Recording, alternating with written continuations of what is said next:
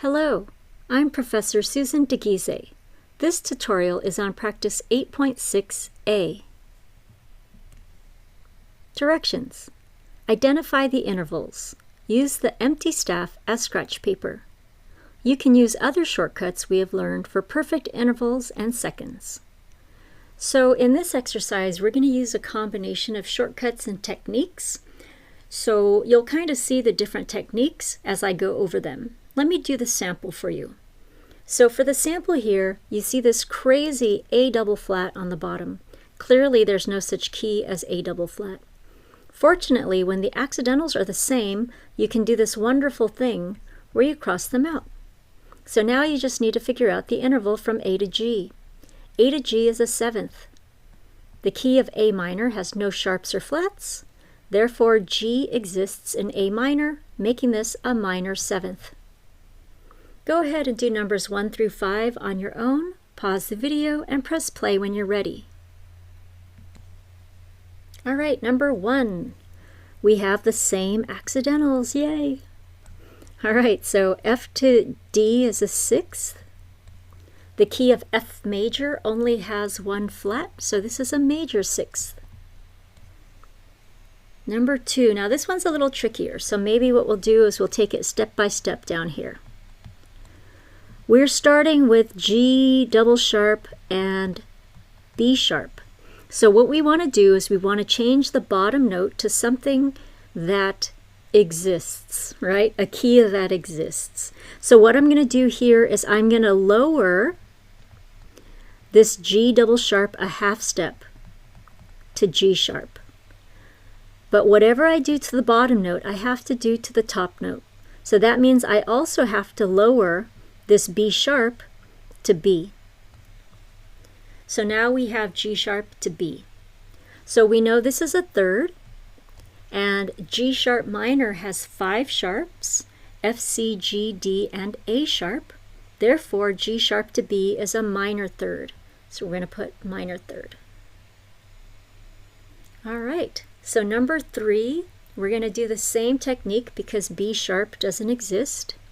So we have B sharp on the bottom and F double sharp on top. This time we're going to lower B sharp to B natural. That means we need to lower F double sharp to F sharp, just a single sharp. So now we have a fifth. The notes are B to F, and one of them is F sharp, so this is a perfect fifth. Number 4. Same accidentals, cross them out. We have a fourth. Oh, we didn't even have to cross it out, right? We could do our fourth shortcut. We have a fourth. The notes are not B to F. Same accidentals, perfect fourth. All right, number 5. We could use the second shortcut, but let's make it easier. We can cross these out. So we have D to E. That's a second. D to E is a whole step, so this is a major second. Now go ahead and do the second row on your own, pause the video, and press play when you're ready. All right, number 6, we have A double sharp and A double sharp, so that is a perfect octave. Number 7, B sharp and G sharp, same accidentals, cross them out. This is a sixth. The key of B minor has 2 sharps, F sharp and C sharp. Therefore, G belongs to B minor, making this a minor sixth. Number 8, we're going to have to do this one step by step, so let's go ahead and do it down here. We have B double flat and F flat. So I'm going to raise my B double flat to B flat. That means I have to raise my F flat a half step as well, so that's going to be F. So now, looking at this interval, I have a fifth. The notes are B to F, and one of them is B flat, so that's a perfect fifth.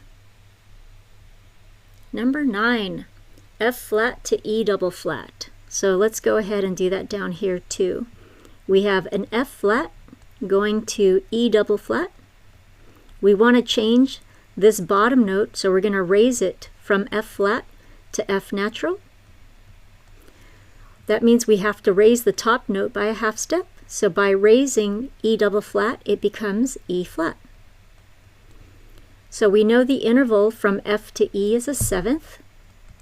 And F minor has 4 flats, B flat, E flat, A flat, and D flat. E flat exists in F minor, therefore this is a minor seventh. Number 10, we have D double sharp, so that is a perfect unison. And number 11, let's take this step by step. We have E double flat going to G flat. We're going to raise this E double flat to E flat. That means we're going to raise this G flat to G. So this is a third, and in the key of E flat major, there are 3 flats, B flat, E flat, and A flat. This means G exists in E flat major, making this a major third. So for some of these tricky intervals, we could use tricks like crossing out the accidentals, or we could use shortcuts like the minor seconds, major seconds, or perfect fourths, perfect fifths. But for some of them, for a while at least, till you feel more comfortable, you're going to want to have some scratch paper and write things out like this. If you'd like, you can review tricky intervals in section 8.6. You've now completed the tutorial for practice 8.6a. Thank you for watching.